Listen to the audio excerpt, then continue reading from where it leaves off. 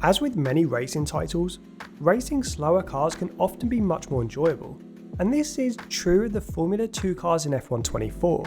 I thoroughly enjoy racing the F2 cars in this year's game. The reliance on less grip and lower downforce levels, combined with the slower speeds, can actually make for some really fun racing. But with F2 cars having lower downforce and different driving characteristics, can you use our F1 24 car setups when driving an F2 car? Well, the answer really is no.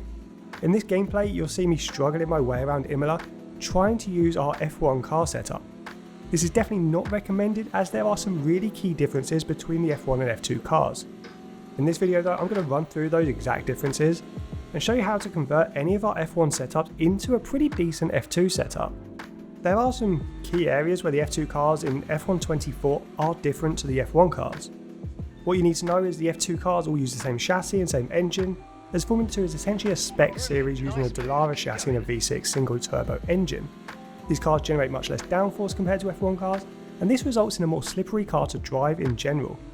You can't rely heavily on the car gripping through the faster turns like you can with the F1 cars, and the rear of the car is just very willing to overtake the front and put you in a wall. When it comes to car setups, we have pretty much the same options as the F1 cars, but the main difference is the differential where the engine braking setting is gone. With an F2 car, you're going to need a much more balanced aero setup, as the rear has so much less grip than an F1 car. This results in wing angles that are much closer together, and with the lack of rear grip and traction, you'd also want to lower the on-throttle diff a lot to help with acceleration from slow speeds. Also, generally a stiffer suspension helps, and finally the brake bias will need a pretty big tweak.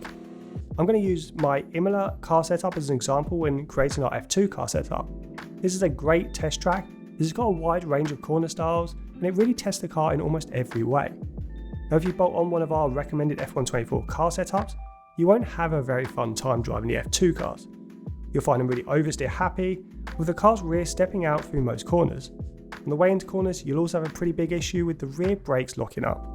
For these reasons, I'd recommend using our F1 24 car setup as a baseline and making some key adjustments to convert them. Starting with the aero setup, in comparison to the F1, the front aero setup is pretty similar. The big difference comes to the rear. Formula 2 cars have much less grip at the rear, so our adjustments to our setup will be designed to combat this. I've added around 10 points of rear wing angle, and this will keep the car pointing in the right way through the faster corners. As a general rule of thumb, when converting an F1 setup to an F2 setup, you can keep the front wing the same and add 10 points of rear wing angle. This will get you into a pretty good starting position to make smaller adjustments from. The transmission is the only point of the setup where we actually have different options to choose from. The engine braking option is completely gone for F2. But much like our aero changes, our focus here is to promote stability. I've lowered the on-throttle diff by 30% from F1 to F2. This makes it much easier to find traction at slower speeds and reduces the risk of snap oversteer under acceleration. I've also increased the off-throttle diff to once again stabilise the rear of the car, but this time focusing on the under braking and corner entry phase. The suspension geometry is one part of our car setup where we don't actually need to make any changes. You can use the values that are recommended in my F1 setups. In this scenario though, for Imola, I've actually reduced the front and rear toe to find a bit more straight line performance and lower drag. But as a general rule of thumb, leave this as it is. The suspension isn't the same story though. The big notable changes here are increases to the rear suspension and rear anti-roll bars. This stiffens up the car as a whole with the goal of actually providing more grip through a corner. The changes that we made to our other parts of our car setup help with stability, but these suspension changes are chasing performance to actually improve our cornering speed. As you move down to the ride height, you'll see the ride height is lower for our F2 setups, and this is a change that could be made pretty much at most circuits. It helped with better downforce and better top speed. I've actually reduced the front ride height a little bit more than the rear to create more rake in the setup to help rotate the car a little bit better. This combats some of the inherent understeer that Formula 2 cars suffer from. Now, braking in an F2 car is a much different experience.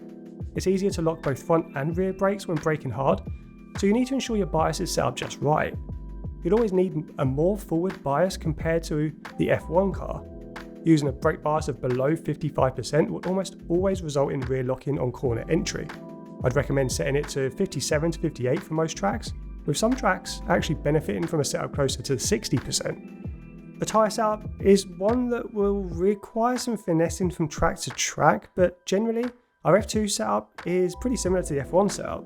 You can use the tyre pressures from the F1 setups as a baseline and just adjust them up or down slightly depending on the track and how your tyres heat up. As you can see from this quick side-by-side comparison, there are some similarities that carry across between F1 and F2 setup, but there are also some areas that are very different. The aero setup, differential, suspension and brake setups all require some pretty big changes, but you can however use our F1 setups as a baseline, make the adjustments that I've mentioned in this video to get to a pretty good starting F2 setup. Now I'm probably not going to make F2 setups for every single track, so I wanted to get this guide out there and in the wild so you guys can use it as a baseline to adjust our F1 24 setups from. But do let me know in the comments below if you enjoy racing the F2 cars, and if enough of you are, then I might actually look at F2 setups. But for now guys, I will see you on track.